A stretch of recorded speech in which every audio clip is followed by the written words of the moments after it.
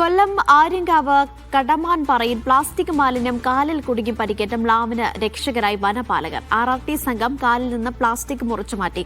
കാലിലെ മുറിവിന് ചികിത്സ നൽകിയ ശേഷം മ്ലാവിനെ കാട്ടിലേക്ക് വിട്ടു.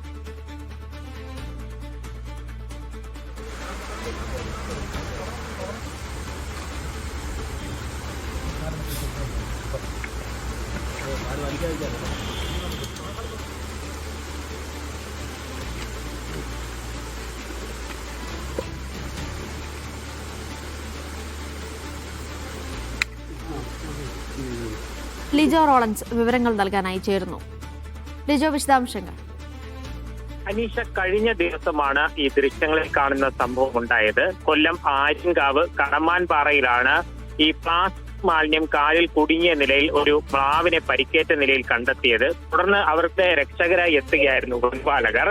ആ ഒരു ചെറിയ അരുവിയോട് ചേർന്ന വനമേഖലയോട് ചേർന്ന് കിടക്കുന്ന സ്ഥലത്ത് നാട്ടുകാരാണ് ഇത്തരത്തിൽ മ്ലാവിന് അവിടുന്ന് ഓടിപ്പോകാൻ കഴിയാത്ത നിലയിൽ കണ്ടെത്തുകയും തുടർന്ന് വനപാലകരെ വിവരം അറിയിക്കുകയും ചെയ്തു. RRT സംഘം അവിടേക്ക് എത്തുകയും മാനിനെ പിടികൂടി ഈ കാലിലുണ്ടായിരുന്ന ഈ പ്ലാസ്റ്റിക്, അതായത് വനപാലകർ പറയുന്നത് ഇങ്ങനെയാണ്, ഈ സഞ്ചാരികൾ പലരും എത്തുന്ന ഒരു മേഖലയാണ് ഈ കടമാൻ എന്ന് പറയുന്നത്. അപ്പോൾ അവരാരെങ്കിലും ഭക്ഷണവും കഴിച്ചിട്ടൊക്കെ ഉപേക്ഷിച്ചിട്ട് പോയ പ്ലാസ്റ്റിക് മാലിന്യങ്ങൾ ആകാം ഇത്തരത്തിൽ ഈ കാലിൽ കുടുങ്ങിയത്. അതൊക്കെ ഈ ഭക്ഷണ അവശിഷ്ടങ്ങൾ കഴിച്ചപ്പോൾ കാലിൽ കുടുങ്ങിപ്പോയതാകാം എന്നുള്ളതാണ് ഒരു നിഗമനം. ആ കാലിൽ കുടുങ്ങിയ പ്ലാസ്റ്റിക് മുറിച്ച് കളയുകയും തുടർന്ന് ചെറിയ രീതിയിൽ പരിക്കേൽക്കുകയും ചെയ്തിട്ടുണ്ടായിരുന്നു.